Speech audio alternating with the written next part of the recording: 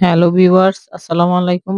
আপনারা সবাই কেমন আছেন? আশা করি সবাই ভালো আছেন। আপনাদের জন্য আরেকটি নতুন ভিডিও নিয়ে চলে আসলাম আমি রুমিস কিচেন থেকে। এখানে আজকে আপনাদেরকে আমি চাইনিজ স্টাইলে সবজি রান্না করে দেখাবো। ফার্স্টে আমি সব সবজিগুলোকে কেটে রেখেছি।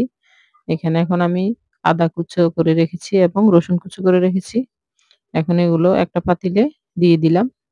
তেলটাও গরম হয়ে গেছে। আমার রসুনগুলো ভাজা হয়ে গেছে। এখন এই পর্যায়ে আমি ছোট, ছোট করে মুরগির মাংসের বুকের অংশ হাড় ছাড়া চিকন, চিকন করে আমি কেটে রেখেছি। ধুয়ে পরিষ্কার করে রেখেছি। এখন সবগুলো একসাথে এখানে ভেজে নিচ্ছি।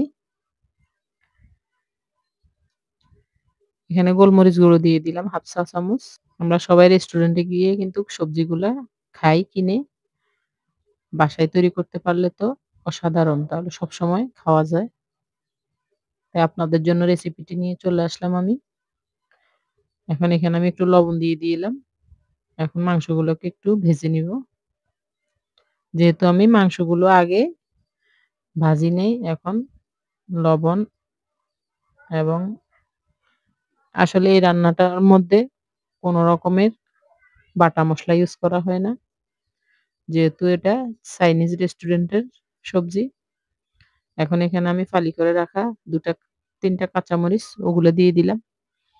এখন এখানে আমি চিচিঙ্গে দিয়ে দিলাম ১ টা এবং পাতলা, পাতলা করে পেঁপে কেটে রেখেছি ওটা দিয়ে দিলাম। এখন গাজর আর পেঁয়াজের ফালিগুলো দিয়ে দিচ্ছি। এখন ১ কাপ পরিমাণ আমি পানি দিয়ে দিব।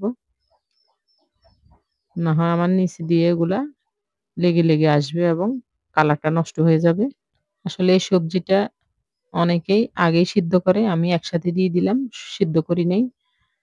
এখন এখানে আমি স্বাদমতো লবণ দিয়ে দিলাম। আমার ওই ১ কাপ পানিতেই কিন্তু পুরো সবজিটা রান্না করা হয়ে যাবে। এখন এখানে আমি লেবুর রস দিয়ে এই রান্নাটার মধ্যে আসলে লেবুর রস ইউজ করা হয় না। এখানে সয়া সস দিতে হয়। আমার বাসায় যেহেতু সয়া সসটা শেষ হয়ে গেছে, এখন আমি লেবুর রস ইউজ করছি। এখানে আমি ১ চামচের মতন ময়দা নিয়ে নিয়েছি এবং গুঁড়ো দুধ দিয়ে দিলাম। ১ চামচ দিয়ে সুন্দর করে এগুলোকে পানি দিয়ে একটি মিশ্রণ তৈরি করে নিব এবং এই মিশ্রণটি আমি এখানে দিয়ে দিব। এখানে আপনারা লিকুইড দুধও দিতে পারেন।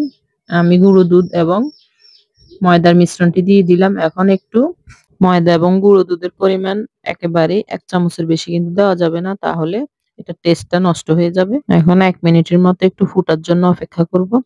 এ পর্যায়ে আমার রান্নাটি কমপ্লিট হয়ে গেছে। দেখেন কত সুন্দর লাগছে এবং এখানে সবজিটা যত কম পরিমাণে সেদ্ধ করবেন তত আরো ভালো লাগবে।